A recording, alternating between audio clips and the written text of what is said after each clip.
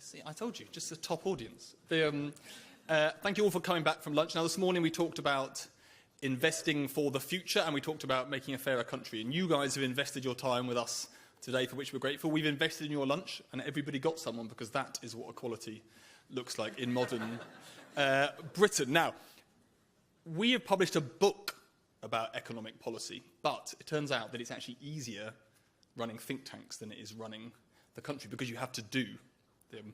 And you heard some of that in the lines on Jeremy Hunt's face this morning. Morzani asked him some very mean questions.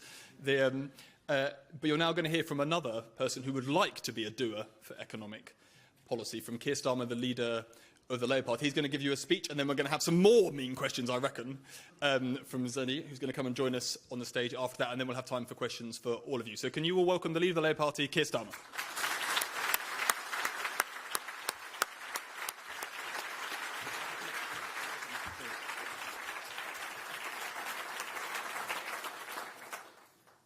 Thank you, Torsten.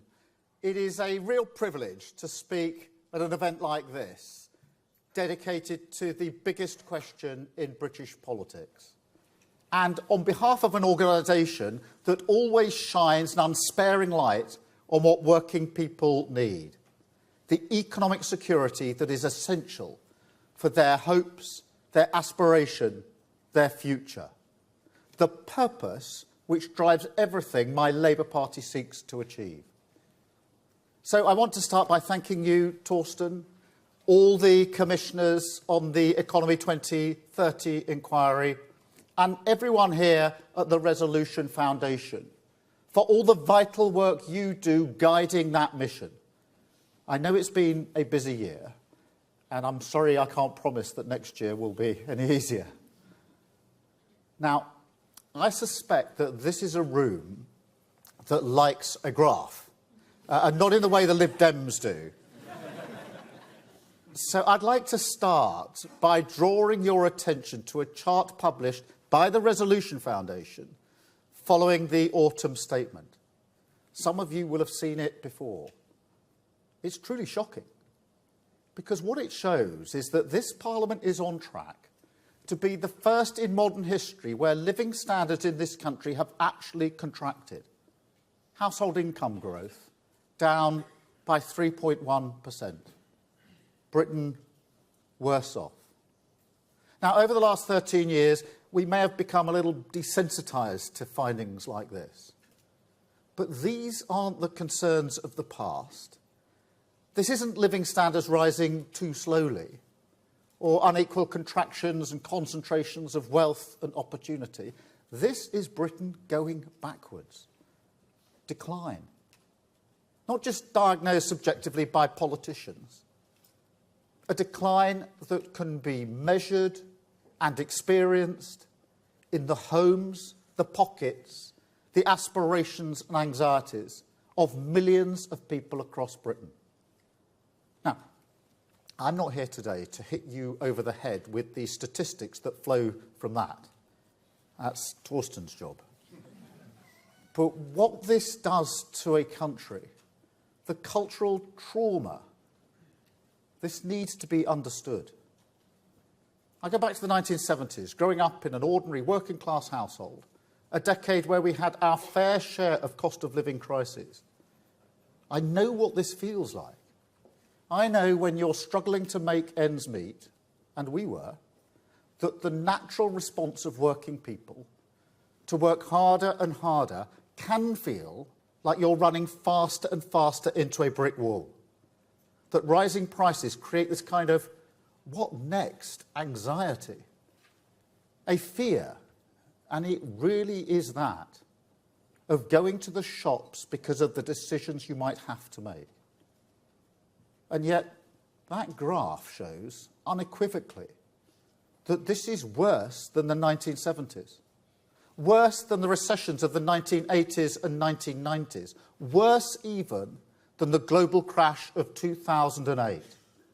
And before anyone ventures the pandemic and the war in Ukraine as explanations, big shocks, undoubtedly. I point to the evidence the Economy 2030 inquiry has set out at length, that our productivity failings, the root cause, predate those shocks, and that other countries, comparable countries, have dealt with those same challenges much more effectively. So we are in a hole, no doubt about it. And what this feels like is a clouding over, a loss of the future. Because what my parents felt in the 1970s was that whilst day-to-day life was often tough, the future would be a happier place. Britain would be better for your children. Hard work in the end, in the long run, would be rewarded.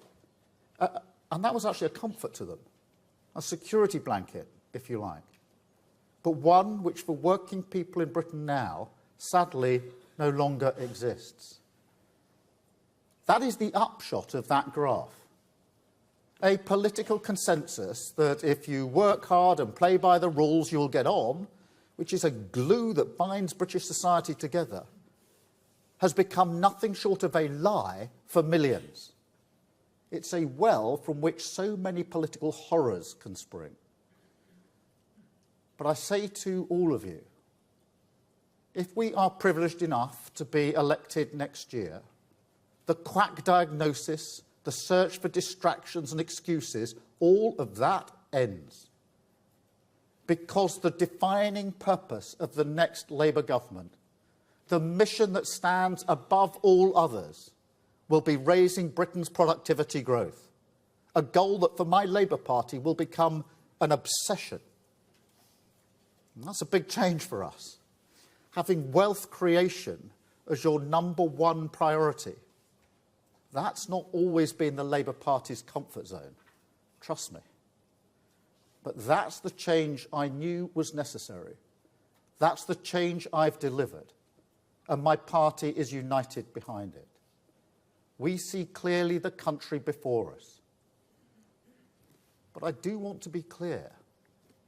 It's not the case that any growth will do. We can't be agnostic about the sort of growth we pursue.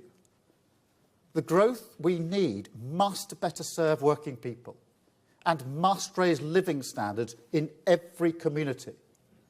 Now, I know that this is a room that will know exactly how hard a mission like that is.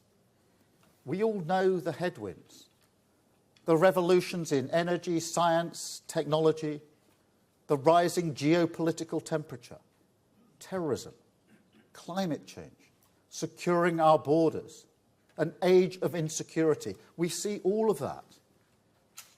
And yet the truth is, even before so many of these threats, it wasn't exactly a golden age for living standards, equality or productivity, was it?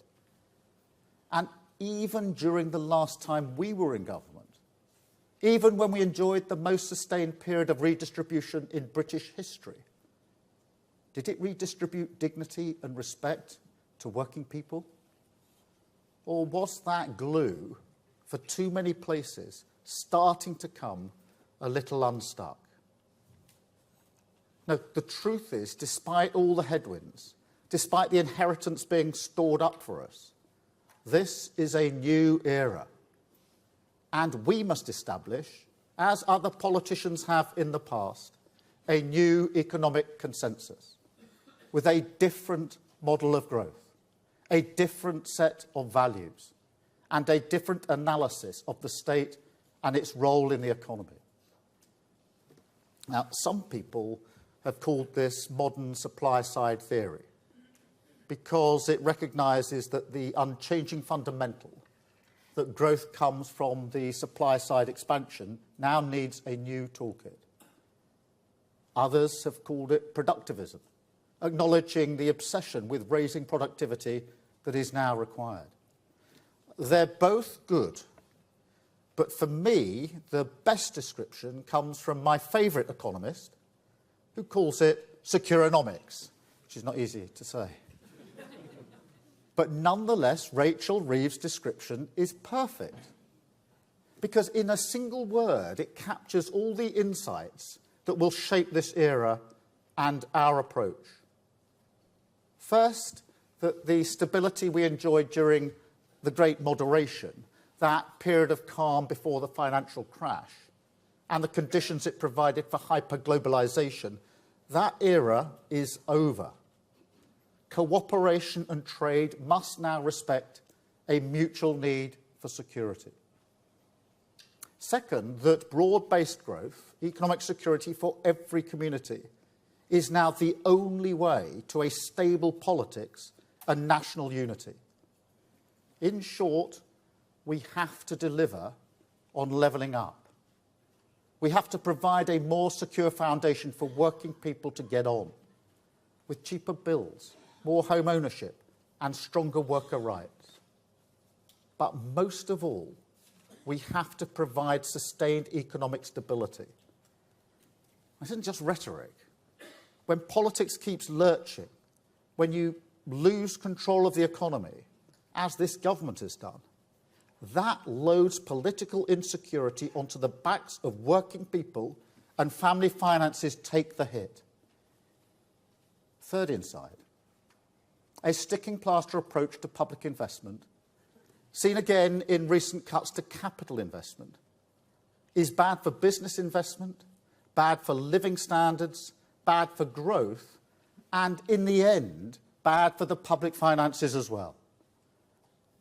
Fourth, that the old laissez-faire complacency on industrial policy will not deliver the long-term stability that investors need in this era. And fifth, that in a world where the likes of Putin will weaponize key supply chains, outsourcing critical industrial capacity is damaging not just for economic security, but also for national security. Now, if you fail to act on these 5 principles, the end result is an economy more vulnerable to the shocks of our age of insecurity. And at the level of ideas, that, in a nutshell, is the economic story of Britain over the past 13 years.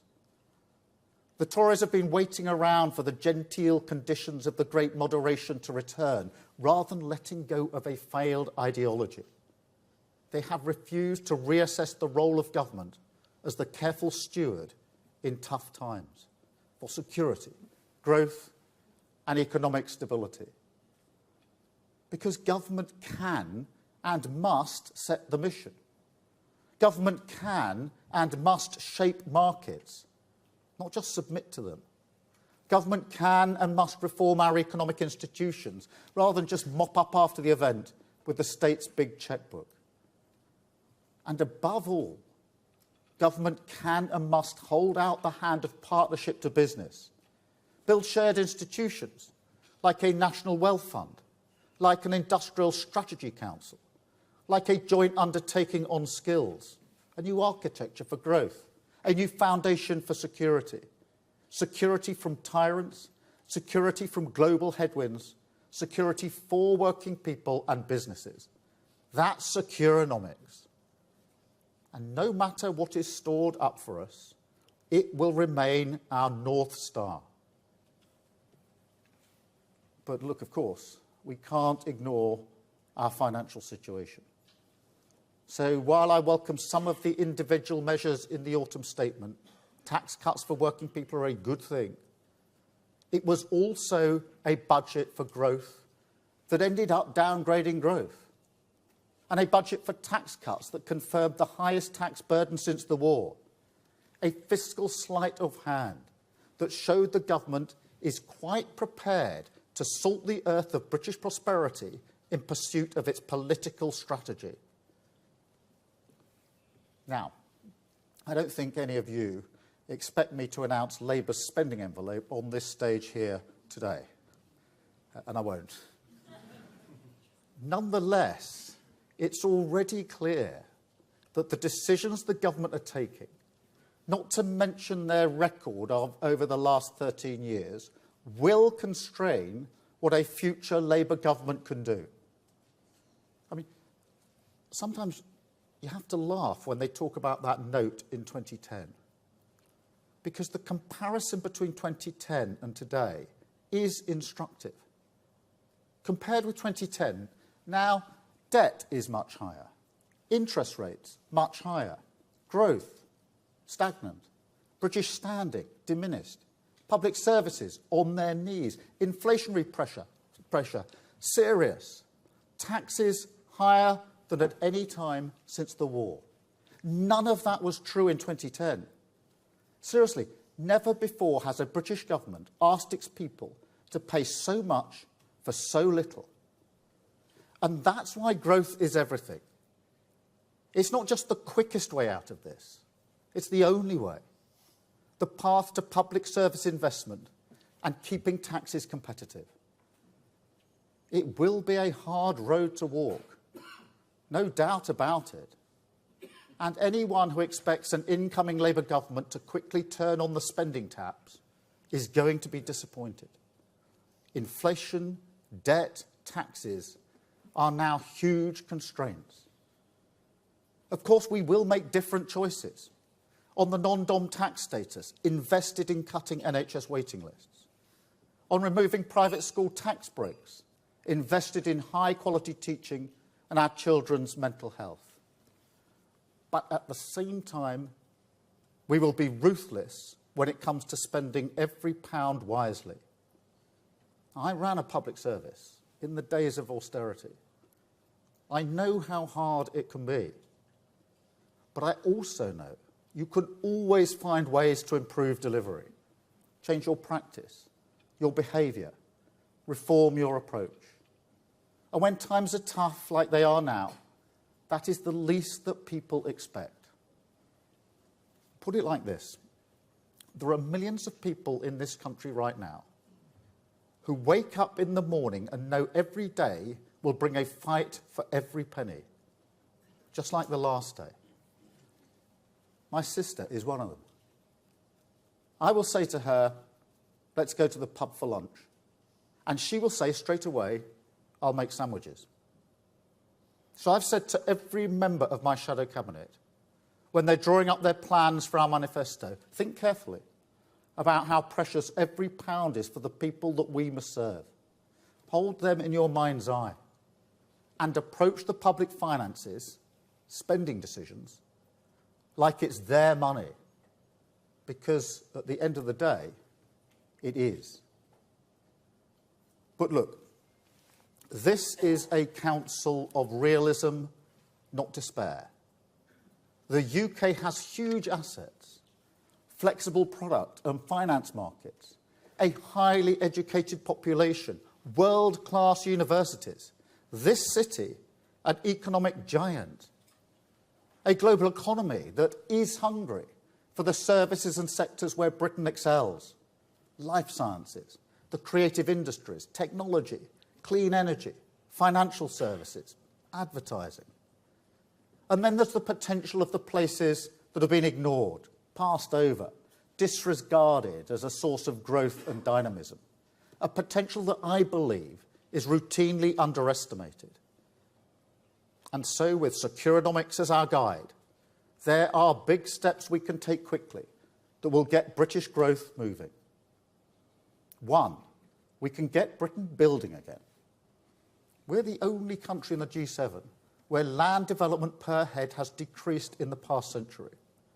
The dream of home ownership, ever more distant, working people shelling out more of their income to chase it. Less security and opportunity. So yes, we must bulldoze through the restrictive planning laws. We must remove the blockages that choke the supply side of our economy. Stop us building the warehouses, train lines, grid connection, wind farms, laboratories and homes our country needs. Step two, we can back British business with political stability and certainty. With a competitive tax regime, we've shown our determination on that front. A new direction on skills, reform of the apprenticeship levy to give business more flexibility and incentivise investment. Technical excellence colleges, specialising in the high-growth, high-shortage skills that we need. But above all, with that new partnership, a proper industrial strategy drawn up with business, and a national wealth fund that can de-risk and crowd in major private investment, because we believe that is our job. Not to shower taxpayers' cash on favoured companies, picking winners. This isn't the old dogma. But in this global economy, it is negligent not to take a view on which sectors can compete, and even more negligent not to use the power of government to back them properly. Now, this is mission critical, because we will never arrest our decline unless we become a high investment nation. Finally, 3, we can make work pay. You know, even now, in the face of the ample evidence on the good work provided by this inquiry, some people still see flexibility in our labour market as one-sided. The growth comes not from a labour market that asks, how can we make workers more productive, but from driving down wages, rights and conditions. Mark my words, we will consign that argument to history. And I say this to business as well. This is a Labour Party more committed to working with private enterprise than ever before. But a partnership must have a purpose, and the returns of private enterprise must be better shared. Your country needs higher investment. Your workers need a fairer return, and both will be good for your productivity. So we will broker a new deal with increased mental health support, a fully funded plan to cut NHS waiting lists, an end to zero-hour contracts, no more fire and rehire, a bold new act to stamp out racial injustice, and a real living wage. So reforming our labour market, reforming the institutions that drive business investment, reforming planning and infrastructure delivery, 3 significant steps we can take quickly. 3 significant departures from the current British growth model. And all 3 laser-focused on clear challenges for our productivity. And 3 clear divides on growth that will shape the general election. Sorry, I do have to mention it. Because it is a big election. Tory decline has been a disaster for the British people. Labour will offer a new deal for the public, stronger growth, rising incomes, creating the wealth we need to fund our public services. That's the direction we need. That's my ambition for Britain. A chance to turn the page on a miserable chapter of decline. And with a new economic plan, with a new determination, with growth that will deliver the security working people need, we will walk down the hard road towards national renewal. A Britain building again, growing again, believing again that we will get our future back. Thank you very much. Thank you.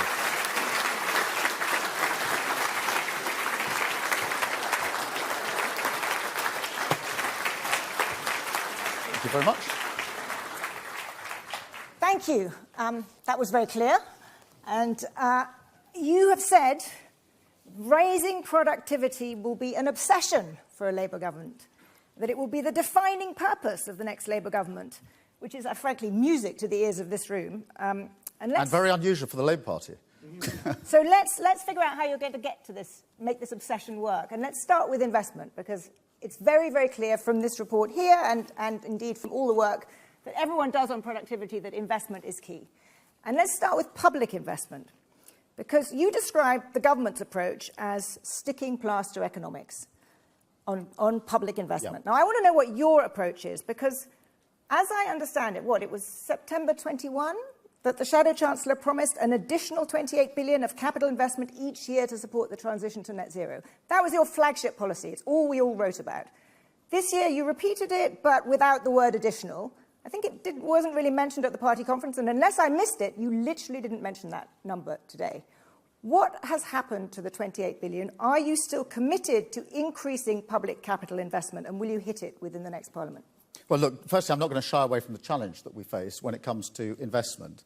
And we need to create the conditions for both public and private investment, and that goes to the 28 billion as well, and I'll come directly to your question. What we want to do is have investment that triggers, and Rachel Reeves has set this out, a sort of 3-to-1 ratio where public investment triggering private investment by a ratio of 3-to-1. That isn't happening at the moment. It hasn't happened for a very, very long time because we haven't created the conditions for it. The conditions for it, and I've spoken, I don't know to how many investors and businesses about this, is a conversation that is always along the same lines that says we've got the money to invest, but we're not investing at the moment because the conditions, there's too much chopping and changing, there isn't any strategy, there isn't any long-term thinking. So we've got to set those conditions. We've got to remove the barriers as well. That's why I talked about planning, about the grid, about an industrial council. On the 28 billion, the first thing to be absolutely clear is what is the purpose of the money? Because I intend to have a mission-driven Labour government with only 5 missions. The main mission is growth, economic growth, as I've set out. The other missions, only 4 of them, clean power, 2030 is one of them, are to ladder up to that mission. The 28 billion, we will ramp up to that in the second half of the Parliament, and it will be used to trigger that other investment from the private sector. And we'll ramp up. It's not a question of the investment not starting until the middle of the next Parliament. It will be ramped up to that point. It is, of course, subject to our fiscal rules, but I am confident that if we turbocharge the growth that we need, we'll be able to achieve the investment we need within the fiscal rules. But if you are ramping up in the second part of the Parliament, just to be clear, that probably means that you are overseeing a net decline in public investment for much of your tenure. Well, we will be ramping up in the second half of the But will you be overseeing Parliament. a decline, at least at the beginning, in public investment? Look, I mean, the figures we're going to inherit are pretty awful figures. But you have choices. Once you're in government, you can decide, you could say, we need to invest in public investment is essential for growing this economy. That's, in fact, what this report suggests. And we're therefore going to borrow to invest. But you're now saying you will not do that. Well, we will borrow to invest subject to our fiscal rules. That's what the 28 billion ramp in the second half of the Parliament is all about. But I do think it's a mistake to think that is all that you need to do to trigger growth, because if we don't create the conditions of stability, we won't be able to trigger growth. If we don't, I mean, when I talk to investors and say, what's the biggest problem with investment? They say, your planning laws, your regulations. If they're in the energy sector, they will say within the first few sentences, the grid is too slow. I've got a conversation seared on my memory about wind turbines, and had the conversation with a CEO of an energy company, how quickly can you build me a wind turbine factory? The answer was 2 years. I said, oh, that's good. And he said, it'll take 13 years before you're actually getting energy out of it, because I'm going to lose 5 years to planning, and even when I get there, I'm going to lose 6 years before the grid then crawls towards me. So I accept the challenge on investment. I do not accept that that is the only question that we're confronting here, because we can change planning without money. We can change the approach to the grid without money. We can look at the regulators and align the regulators without money. We can reform our public services without money. I run a public service. If you put more money in the top, you tend to get a better product out. But if you want a really better product, you've got to reform it. So there are other things we can do. And I think sometimes all of us get into this habit, and it's a habit the Labour Party's had for a long time, which is thinking that the lever that is spend investment is the only lever that can ever be pulled. I don't accept that. I think there are other levers that need to be pulled. And I can honestly say, with most businesses I'm talking to, the question of how much are you investing is way down the line compared with, are you prepared to take the tough decisions that will create the conditions in which we can come up alongside you and share your ambition? Do you know, listening to you, I'm sure most people in this room would agree. And frankly, the Chancellor said something very similar this morning. And he was talking about planning reform. He was talking about all of his 110 growth-enhancing things that he had in his autumn statement. When I listen to you, you've scaled back your public investment. You want to make it affordable. You're focusing on planning reform. You're focusing on all of these other things, which are also there, and the Tories want to do too. Just tell me, what are the big differences now between what you're proposing and what they're proposing in order to enhance growth? Well, the first thing I'd say is they've had 13 years to do these things. Yeah, but let's look forward. Well, sure, but I mean, you can't. We are in this hot. the defining feature of the last 13 years has been pretty well stagnant growth. It's the root cause of pretty well all the problems that we have. So to come along 13 years down the line and say we're now going to do the things we could have done 13 years ago does lack a certain plausibility. When it comes to planning, it was this government that in 2015, I think, pretty well put the kibosh on onshore wind farms deliberately. That was their strategy and their policy. It's this government that took down the targets for house building. That will mean, by the way, very few houses being built. Everybody knows that. The Prime Minister knows that. So there is a plausibility problem.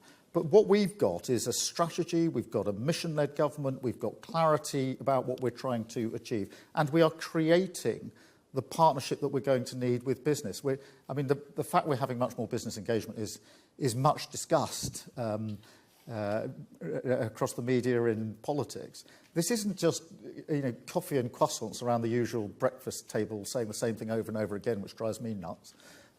It's actually quite detailed discussions now with business about how we're going to hit the ground running in a year's time. Quite granular discussions about how quickly we can achieve things. So we've gone well beyond the how are you, what's your name, what are you doing, to a really constructive set of engagements that mean that I don't want any conversation had by my shadow cabinet in the first 100 days of an incoming Labour government, if we get that far, that they could have had now. And that's the mindset we're in. So let's talk about, I've got so many questions and only about 3 minutes, but you said that you're now focused obsessively on productivity. You also said that wealth creation is your number one priority, yep. Something I think Margaret Thatcher would have agreed with. Have you therefore given up on redistribution?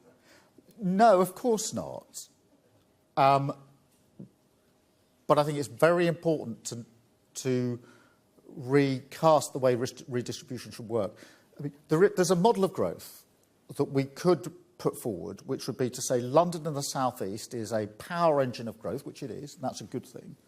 And therefore, redistribution can be the sort of one-word answer for the rest of the country. That's not good enough. That's the mistake we've made in the past. And that lacks the basic dignity and respect that working people want. They want their economy to grow where they are.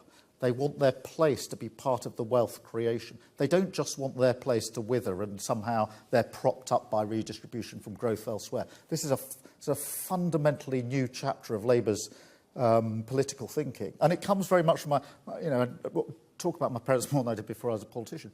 But for my dad, who worked in a factory all his life, the dignity and respect of earning his own wage in a sector that was working was really important to him, and it's really important for working people across the country. So I've got nothing against redistribution, but I think that the idea of a model that requires us to say growth is there in some other place, what you get is a bit of the fruits with a bit of luck to keep you going, is a model that I don't think we can any longer countenance. I think if you look at the last 13 years, look at the divisions, the inequality, the whole concept of levelling up is built on an understanding that we can't go on any longer turbocharging some parts of the country, some sectors, some communities, and leaving others falling by the wayside with just about enough to get by.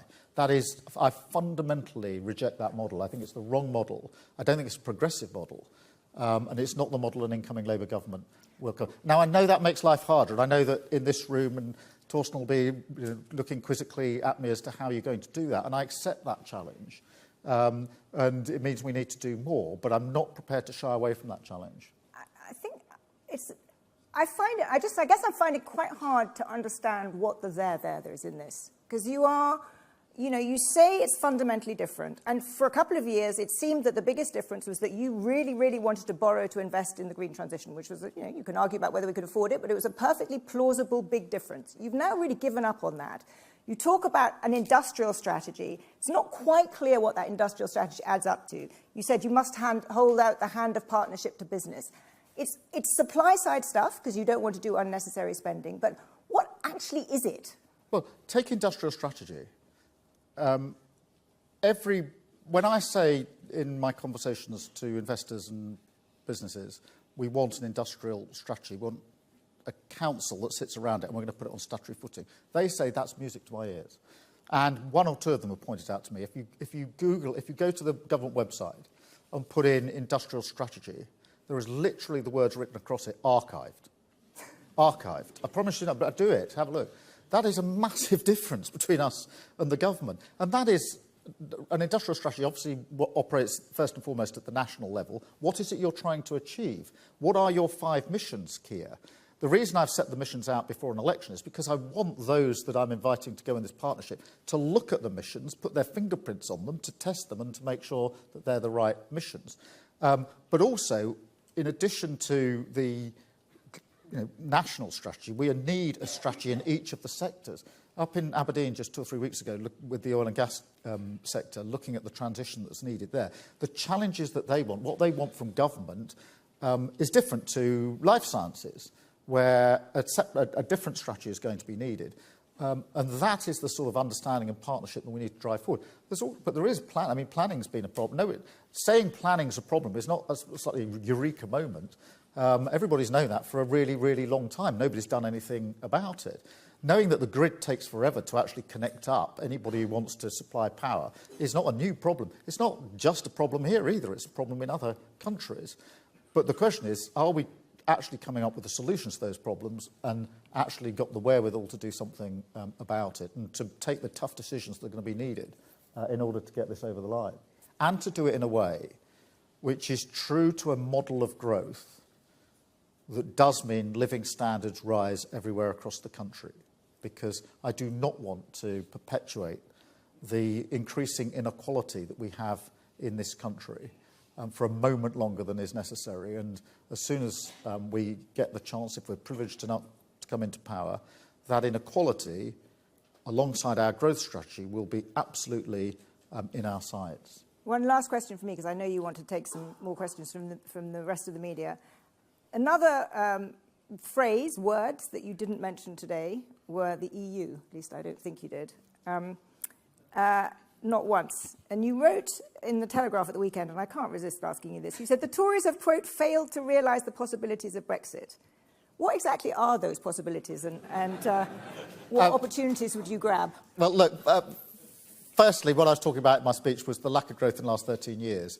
And it is a mistake to think that all of our economic problems are somehow the cause of Brexit. We've had flatlining on growth for 13 years, way before Brexit was a word, way before there was a vote, and certainly way before we left. So it's a mistake to think that the EU is a silver bullet. What can we do now that we weren't able to do before? Look, it's not a panacea. I'm not going to pretend that it is. There are things. I mean, I've just come back from Dubai at COP28, talking to, obviously, world leaders, but also businesses.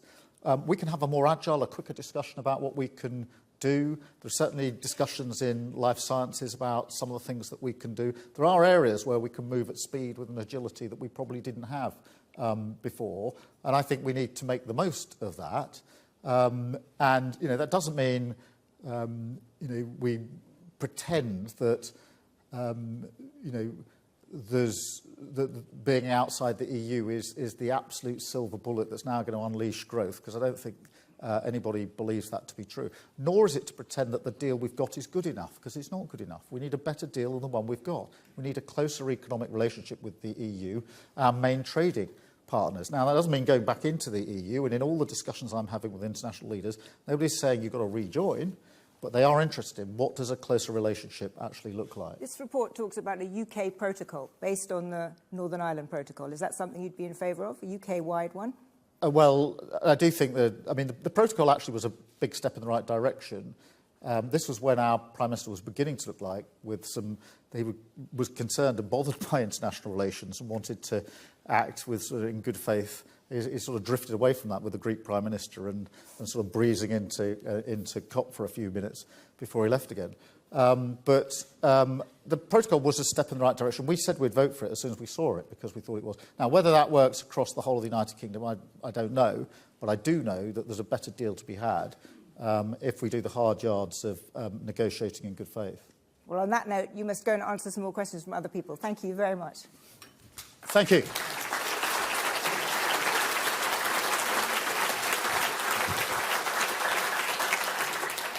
I've got a number of media questions that I know various journalists are waiting to ask. So let me go through those. I think, Beth, I've got you down first. So Beth Rigby from Sky. Keir Starmer, you keep saying public services are on their knees, and yet now you're saying beyond small amounts of money Labour have already committed, a Labour government won't be turning on the spending taps after a general election. You know it will be a huge disappointment to many of your supporters. I have a really simple question for you. Can you at least reassure them that you won't be cutting any departmental budgets after a general election, or are some spending cuts still on the table? Well, but let me take that in two parts. Firstly, on public services, look, I'm a massive believer in public services. I gave up 5 years of my life out of practice as a lawyer in order to run a public service, which was the Crown Prosecution Service. So I do care about, I believe in public services, and I know a thing or two about the constraints of delivering in public service, and I'm certainly not in the business of cutting the funding, which is why the focus is so much on growth. What I would say, though, is that we must never forget that our public services need reform. I saw that for myself. In criminal justice, which was my old field, it is perfectly true you can put more money in the top of your public services and you probably get a slightly speedier product, but you don't materially change it. You have to reform. The same is true now of the health service. The health service, 75 years or so in, is facing very different challenges to the health service when it was created. If it's to last another 75 years, and I want it to, I believe in it, and I'm determined that it will, then it's got to change. It's got to become preventative. It's got to be closer to people in their communities. We've got to make much more use of data and AI. So on public services, yes, there's the question of how much money you put in, but there is equally the question of whether you've got the wherewithal to carry out the reform that is desperately needed. And for that to happen, Beth, just get this, because if that reform is to happen, we've got to break out of the silos of delivery in government. One of my biggest frustrations in criminal justice is that if you wanted to improve and to prevent crime, reduce crime rates, you had to deal with health, education, the situations in which people were living. But that was all outside of the criminal justice silo, and therefore it never really got done. So we've got to do a different way of delivering. It is about money, but it's not just about money. Thank you, Beth. Can I go to Darshini at the BBC? Thank you. Just following up from Beth's point, really, because there is another chart which was circulated widely after the autumn statement, which showed that some departments could be facing spending cuts once you take into account population growth and inflation of the greatest size since the last period of austerity 10 years ago. Now, we can say we can spend money more wisely in the public sector, but you'll be very aware that many services are under much more pressure. They're already much leaner. So what assurances can you give people that in reality they are not facing a new age of austerity, that the level of services they're seeing at the moment will be maintained? Well, look, if you look at the record of Labour in government, what you see is a record of investing in our public services. We are, the austerity is something of this government. That is the road down which they want. We are a party that always invests in our public services. Of course, we're going to inherit a very difficult situation. There's no point me pretending otherwise. It is obvious that the government is doing everything it can to salt the earth to make it even more difficult for whoever might come after them. By the way, that's not in the national interest. This reduction of government from the national interest into party interests is so bad for the economy and so bad for the country. Not thinking what's the best thing for the economy in 2 or 3 or 4 years' time, but how do I make the life of Keir Starmer more difficult? They actually briefed out that the King's speech was all about making my life difficult. I don't care which political party you support. Government should never be reduced to that. Now, we need to reform, we need to grow our economy, but the record of Labour governments is always to look after our public services. Thank you very much. I've got Peter from The Guardian, I think. Peter. Keir, I think if a voter was to read through the speech you just gave, they might very easily recognise your description of where the country is now. But when it came to reading the bits about how things are going to improve under a Labour government, they might potentially find it a bit woolly in long term, things like supply-side reforms, banking it all on economic growth. One of the things we've heard earlier from this stage is that politics is about offering hope to people. If one of these hypothetical voters was to listen to this speech now In, say, a sentence or less, how would you sum up how their lives are going to be better under 2 years of a Labour government? Higher living standards, felt across the country, giving people hope, a sense that we have a direction as a country, a sense that we've got a government that wants to bring people together and has got a clear idea of where it's going, a sense that we need economic growth which is living standards raised, a sense that the change we need to make for energy, the transition, is not just an obligation, a millstone around our neck, but a huge opportunity to get ahead for lower bills, for security, for the next generation of jobs. A sense that the health service, which most people are really anxious about, will it last any longer, is in good hands and is going to be there for decades to come. A sense that young people have opportunities under a Labour government that they don't have at the moment. When looking at the statistics to see that most working class children are going to be held back by the salary or income of their parents rather than their own talents is something I will never accept. And people knowing they've got a safe place that they can work and play. These are, every time I test out our missions on anybody, almost everybody says, I want some of that. I want to go in that direction.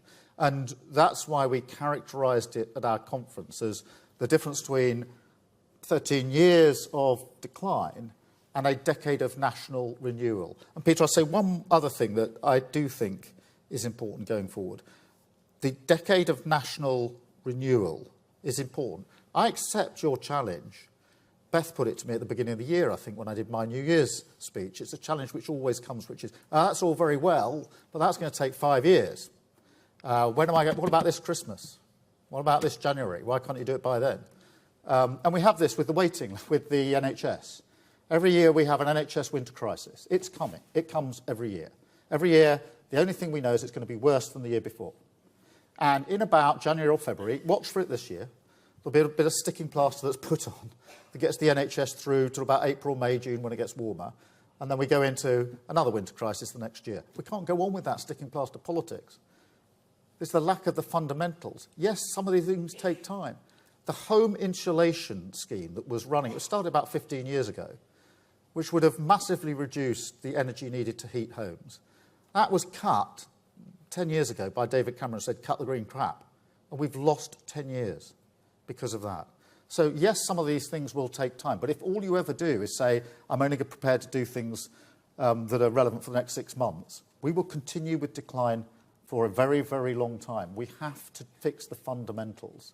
Now, it doesn't mean we can't do anything straight away. I accept the challenge. We've got to help people with their energy bills now. I accept the challenge. We've got to reduce NHS waiting lists now. But we've also got to think in the long term. And frankly, the sticking plaster politics, the chopping and changing over the last 13 years has been the single most important reason that we're in the terrible state we're in. And I think most people across the country now think that nothing is really working. There's a reason for that. That's because we've done everything too short term. We've never been prepared to say these are the changes we need over a period of time. It's going to take time. The national bit of the renewal is to say to everybody, and this was something in my Telegraph article, which is to say, this shouldn't be tribally Labour. If you want to fix your country and take it forward in renewal, if you believe in that project for your country, that national project, you can be part of that, whoever you might normally vote for. And I think there are many, many people who say, if you're prepared to fix and take forward and have an inclusive project for the country, I want to be part of that. Thank you, Peter. I'm sorry that was a bit of a long answer. Nick, at the Telegraph. Thank you, Keir. I just wanted to come back to the answer you just gave then on the 28 billion green investment. You said it's subject to the fiscal rules and dependent on growth.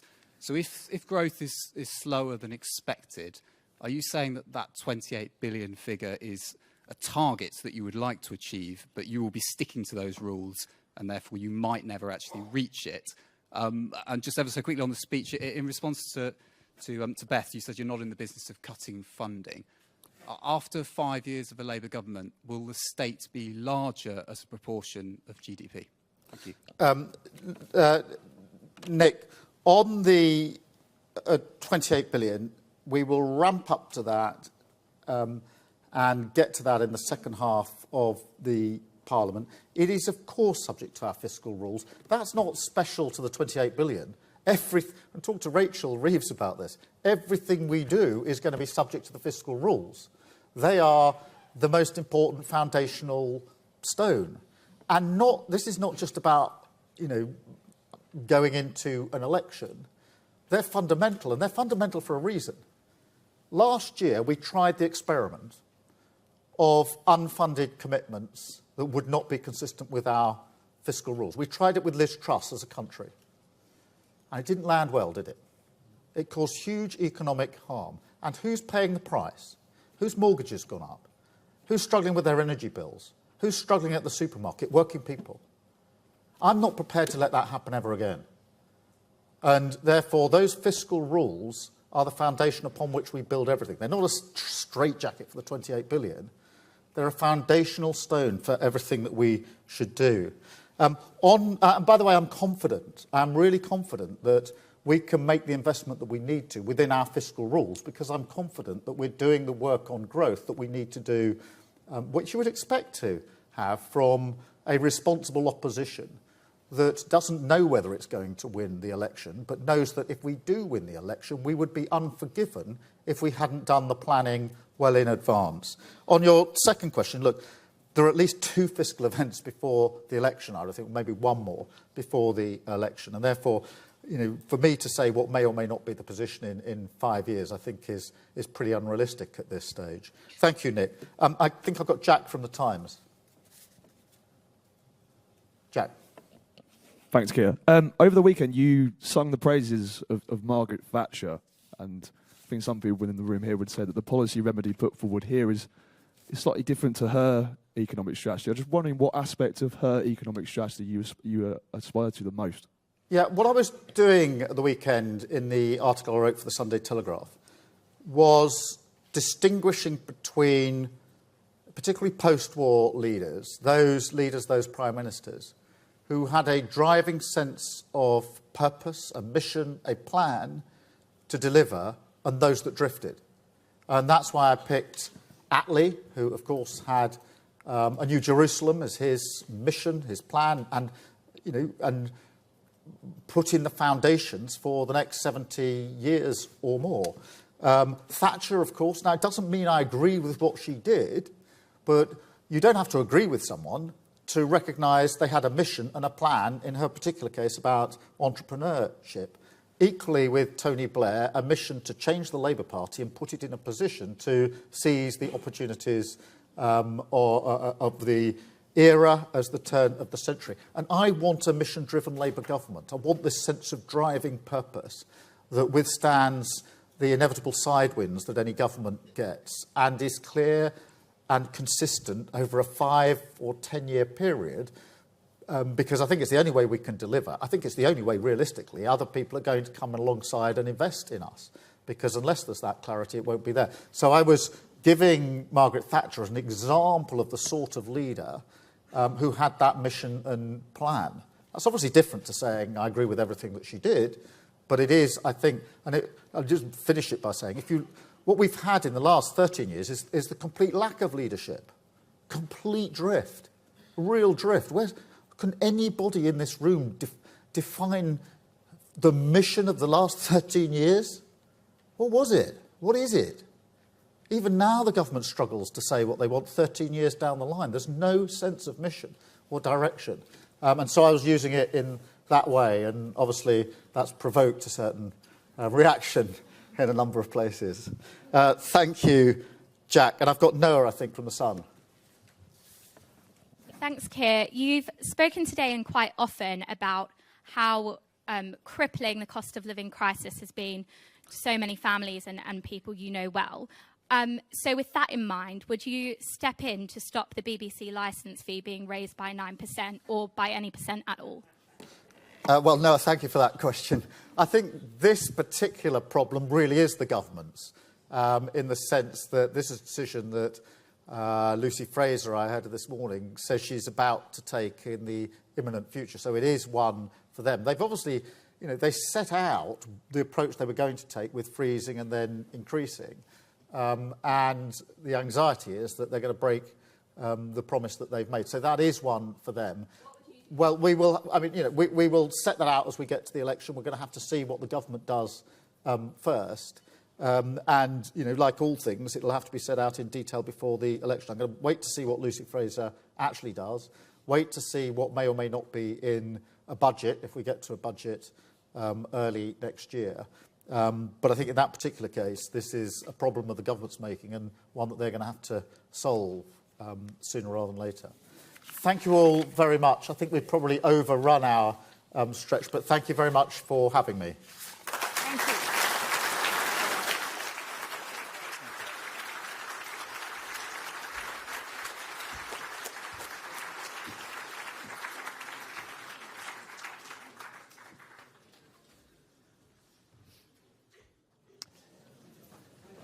Right. I hope you've all enjoyed that. You know what the next 5 years may or may not look like. Now, one of the things that Keir Starmer would like, apart from you beautiful audience, he would like some political change.